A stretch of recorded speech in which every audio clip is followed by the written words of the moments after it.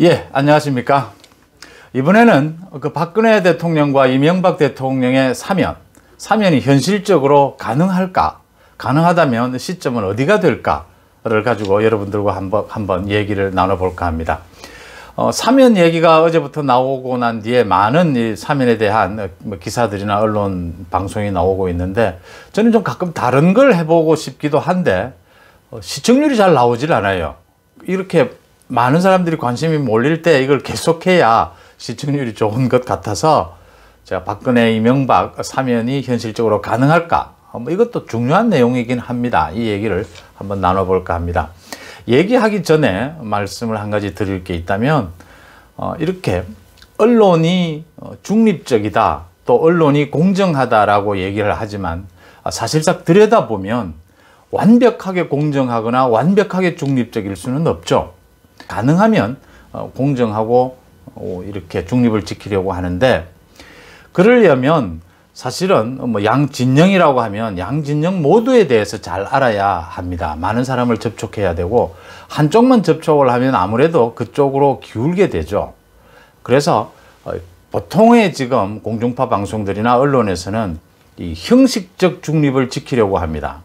그러니까 국민의힘 쪽 인터뷰가 한 번 있으면 민주당 쪽 인터뷰도 한 번 하고, 이런 식으로 형식적인 공정, 중립을 지켜보려고 하는데, 그게 사실은 실질적으로는 공정하지 않은 부분이 많죠. 가령 이런 겁니다. 지금처럼 민주당이 압도적으로 국회의원 수가 많을 때 이걸 공정하게 국민의힘 야당과 같은 저울 위에 놓으면 안 되죠. 민주당은 훨씬 더 많은 책임을 져야 되는 부분이지 않습니까? 그 다음 민주당이 집권 여당이지 않습니까? 이걸 같은 책임의 저울 위에 올려놓게 되면 여야를, 이건 좀 불공정해지는 거죠, 실질적으로는. 제가 유튜브를 하면서는 이 실질적인 공정, 실질적인 중립의 어떤 것일까를 고민을 많이 하게 됩니다. 그래서 지금 제가 판단하는 것은 문재인 정부의 책임, 문재인 정부의 실정이 문제다. 이 실정에 대해서 비판하는 것이 실질적인 공정이다. 저는 이렇게 봅니다. 또 말 나온 김에 말씀을 한 가지 드리면요. 유튜브를 하게 되니까 이 형식적 공정을 지키지 않고 실질적 공정을 추구하니까 이 민주당 쪽 사람들이, 과거는 그러지 않았는데 이 민주당 쪽 사람들이 좀 이렇게 부담스러워 해요. 이렇게 되면 자꾸 제가 야당 쪽 사람을 많이 만나게 되면 이게 기울어지거든요. 그래서 의도적으로도 민주당 쪽 사람을 많이 알려고 하고, 민주당 쪽 정서, 민주당 쪽 전략에 의도적으로 더 많은 취재 시간을 할애하려고 이렇게 노력을 하는 편입니다. 그런 말씀을 먼저 드리고요. 자, 사면에 대해서 여러 가지 이야기가 나옵니다. 어제 이낙연이 왜 사면 건의를 터뜨렸을까? 새 벽두부터 선거용이다, 야권 분할용이다, 많은 얘기가 있습니다. 다 맞다고 봅니다. 근데 저는 가장 적확하게 지지율이 떨어져서 한 겁니다. 저는 그렇게 봅니다. 다 내용은 같은 내용이, 비슷한 내용이죠. 근데 문제는 지금 당장 가장 적확한 단어는 뭘까? 저는 지지율이라고 봅니다. 문재인 대통령이 25일 대국민 사과를 하고 국민을 완전히 바꿔야겠다라고 판단을 한 거죠. 이 지금 지지율 30% 중후반, 이 지지율이 애매한 지지율입니다. 집권 후반기에 지지율이 더 올라가지는 않습니다. 이제 내려갈 일만 남았는데 가끔 반등은 있겠지만 이 30% 중후반이 상당히 애매한 지지율입니다. 이게 레임덕이 오지도 않고 그렇다고 해서 자신 있게 국정을 이끌어갈 수준도 안 됩니다. 문재인 대통령, 문재인 정부가 보통 이런 이야기를 하죠. 선거를 잘한다. 선거 준비 전략을 잘 짠다. 이런 얘기들을 합니다. 선거 잘하는 건 흠이 아니죠. 문제는 국정마저도, 선거를 겨냥해서 국정마저도 안 좋은 길로 선거에 이용하게 되면 그건 나쁜 거죠. 선거 자체를 잘하고 준비를 많이 하는 건 좋은 거고 배워야 될 점이죠. 문재인 정부가 25일 사과를 하고 난 다음에 결정을 한 것은 국면을 완전히 전환해야겠다. 여기서 지지율이 더 떨어지는 것은 막아야 한다. 그걸 막기 위해서는 사람들 입에서 윤석열과 추미애 말이 나오지 않도록 해야 된다. 성공했죠.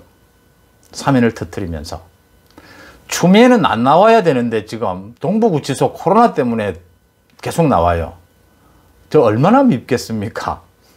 안 나와야 되는데. 사람들 입에서 나오지 않게 되면, 관심이 멀어지게 되면 지지율이나 이런 것들은 올라가지 않습니다. 문재인 정부가 노린 건 사면을 보고 국민 전환이 저는 가장 1순위였다 이렇게 봅니다. 그걸 어느 정도는 성공하고 있다. 그러면 문재인 정부는 지금의 여야 모두 찬반으로 나뉘지 않습니까? 이걸 예상 못했느냐, 이 정도는 다 예상을 하죠. 문재인 정부의 지지율이 반등해서 올라가지 않는 한 아주 상당폭, 지금 10% 정도 떨어졌거든요. 오래된 것 아닙니다. 몇 개월 사이에 일어난 일입니다. 10% 옛날에 완전히 회복되거나 이런 일이 벌어지지 않는 한, 그런 일은 벌어지지 않을 겁니다. 않는 한 친문 핵심 지지층과의 이제 거리두기는 계속될 수밖에 없습니다. 문재인 대통령, 문재인 정부 쪽 지금 판단이 지고 있다라는 거죠. 이렇게 가면 선거에서 진다라는 거죠. 이 민주당 쪽의 장점이 이겁니다. 언제나 선거를 대비하면서 언제나 질 거다라고 하는 위기감 속에서 대비를 합니다. 그 점은 야당도 배워야 할 점입니다. 야당은 대부분 선거에서 자신들이 이긴다고 착각합니다. 최근에 4번의 선거를 연거푸졌는데도 선거 그 과정을 들여다보면요, 상당히 이길 수 있다라는 것들이 많았습니다. 지난 총선도 많은 사람들이 이길 수 있겠다, 이런 얘기까지 나왔습니다. 주위 옆에서 들여다보면요, 지는 게 뻔하게 보이는데도 그렇게 얘기를 합니다. 국민의힘이라고 할게요. 국민의힘 야당 쪽은 상당히 판을 언제나 자신들에게 유리한 쪽으로 봅니다. 이 민주당 쪽은 자신들이 언제나 불리한 쪽으로 봅니다. 다 장단점이 있습니다. 그런데 선거 박빙의 승부의 게임에서 언제나 우리는 양당제 구조는 언제나 박빙의 게임입니다. 박빙의 구조에서는 언제나 불리할 것이다라고 보고 대비하는 쪽이 유리합니다. 필요하다면 지금의 야당도 그런 자세를 가져야 된다. 지금 제가 보기에는요, 야당은 저도 한참 지고 있습니다. 제가 희망을 얘기하지만 그건 희망은 정말 희망일 뿐입니다. 안철수, 윤석열로 희망을 가질 수 있다는 것이지 이길 수 있다가 아닙니다. 지금의 판세는 완전히 기울어져 있습니다. 그럼에도 불구하고 문재인 정부 쪽은 이렇게 하면 질 수 있다는 위기감을 느꼈습니다. 이제는 따라가야 한다. 그러려면 국민을 전환시켜야 한다. 사면을 던졌습니다. 대통령의 고유권 아닌 사면을 집권 여당의 대표가 던질 때는 모든 건 대통령의 결정이라고 보시면 됩니다. 집권 여당의 대표가 대신해서 던진 겁니다.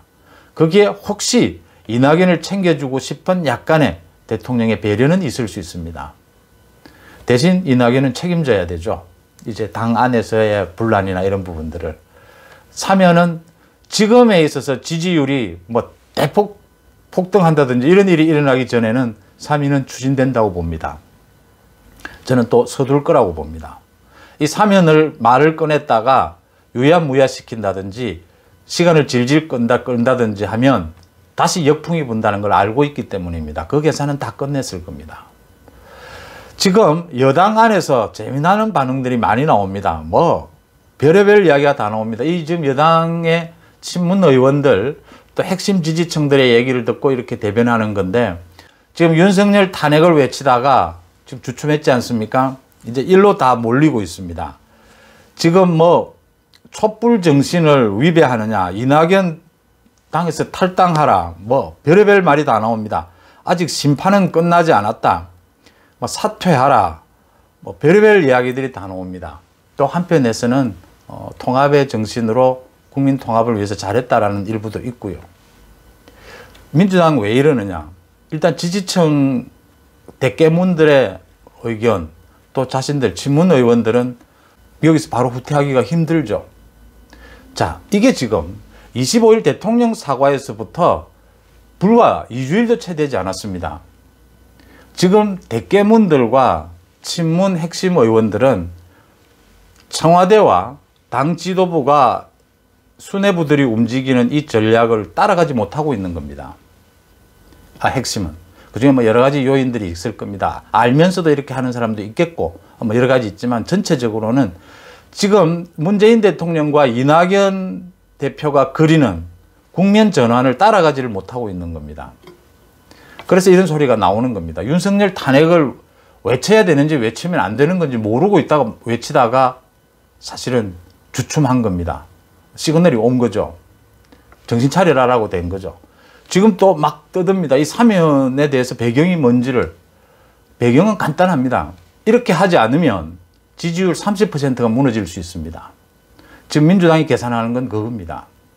사면 저는 이 상태로라면 가능성이 아주 높다라고 봅니다. 그것도 빠른 시일 내에 설 전후해서 해결될 수도 있다라고 봅니다. 지금 이렇게 하지 않으면 지지율이 무너지게 되고 지지율을 반등시킬 요인이 없어져 가고 있다는 부분에서 위기감을 느끼고 있기 때문입니다. 코로나, 재난지원금 이제 반등될 요인이 없습니다. 다른 요인들이 별로 수도 이전, 행정 수도 이전, 뭐 가덕, 신공항 모든 것들이 쉽지 않습니다. 이렇게 위기감을 느낀 데서 나온 것이다. 또 하나는 사면이 야권 분열용이 될 것이냐. 뭐 약간의 효과는 있을 겁니다. 그러나 큰 효과는 없다는 걸 이미 지난 총선에서 민주당 쪽이 이미 더 잘 계산하고 있습니다.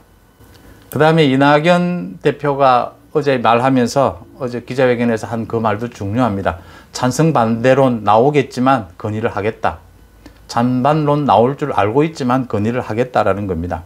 이걸 놓고 뭐 옛날 그 6.29 선언 이야기도 나와서 또 재미있게 6.29 선언과 비교하는 부분 뭐 적폐청산하다가 이제 선거 다가오니까 이제 국민 통합 외치느냐 이런 얘기들도 또 재밌는 비유고요. 다 뭐 일리가 있는 말씀드리고 가장 직접적인 것은 지지율 부분이다라는 말씀을 제가 드립니다. 제가 보기에는 앞으로 문재인 정부는 통합을 외치면서 상식, 겸손, 합리적인 국정 운영으로 갈 겁니다. 가는 척 할 겁니다. 그래서 대깨문들과는 거리를 두게 될 겁니다. 이걸로 가지 않으면 위험하다라는 걸 분명하게 느꼈으니까요. 여기서 재밌는 제가 하나 전망이라고 하나요? 뭐 이렇게 재밌는 전망을 한번 해볼게요.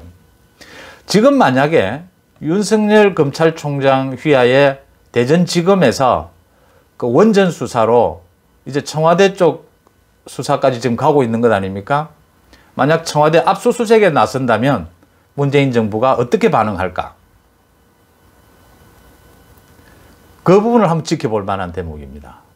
자기들이 쥐고 있는 사람들처럼 야당이 어마어마하게 힘 있는 사람들처럼 할 겁니다. 그 행동에서 원전 수사로 청와대 압수수색을 하겠다고 하면 청와대는 어떻게 반응할까? 아주 재밌는 지켜볼 만한 거리가 될 거다 이렇게 보입니다. 야당 김종인 또 안철수 모두에게요. 야당은 뭐 대부분이 찬성하고 나섰습니다. 옳은 자세고요. 김종인 위원장을 비롯한 지금의 야당의 일부에서 지금 이제 2, 3개월 안에 지지도 당 지지율이 제법 오르고 지금 뭐 안철수 당 바뀌지만 안철수 윤석열을 통해서 지금 뭔가 이렇게 정권 교체에 희망이 보이는 지지율이 나온다라고 해서 벌써 들뜬 분위기가 보입니다. 천만의 말씀입니다. 저도 한참 지고 있습니다. 제가 보기에 야당은 한참 지고 있습니다. 희망을 가질 수 있다는 거죠. 지금 서울시장을 놓고 야권 단일 후보에 대해서 말씀드리고 싶은 겁니다. 야권 단일 후보. 그건 목숨이 걸린 문제입니다. 제가 보기에는. 지금 뭐 압니다. 정치하는 사람도 다 거래를 해야 되고 밀고 당기기 있을 수 있죠. 그런 것 가지고 말하는 것 아닙니다. 기본이죠. 자, 문재인 정부에서 여당에서 새해를 맞아서 국민들이 확 관심을 가질 수 있는 사면의 카드를 던졌습니다. 그러면 사면 받고 야당이라면 적어도 전략을 짜고 있다면 국민이 관심을 가질 뭘 하나 던져야 합니다. 지금 뭐가 될까요? 국민의힘 아무런 기득권을 주장하지 않겠다. 지금 지지율 1위를 하고 있는 안철수, 금태섭 모두 같이 할 수 있다면, 경선할 수 있다면 다 받아들이겠다. 국민의힘 문을 다 열겠다. 국민들이 관심을 갖지 않겠습니까? 다른 요인들도 많이 있습니다. 이렇게. 국민이 감동하는 것은 자기를 내려놓을 때입니다. 자기가 가지고 있는 것을. 또 많은 관심을 끌 수 있는 것은 사람들이 저걸 할 수 있을까? 저걸 할까? 그걸 과감하게 하는 것입니다. 하는 걸 보여주는 겁니다. 사면 카드를 던졌으면 야권도 이제 뭔가를 던질 준비를 하고 던져야 한다는 점을 말씀을 드립니다. 앞으로 그런 점을 한번 같이 지켜보면서 또 얘기 나누겠습니다. 고맙습니다.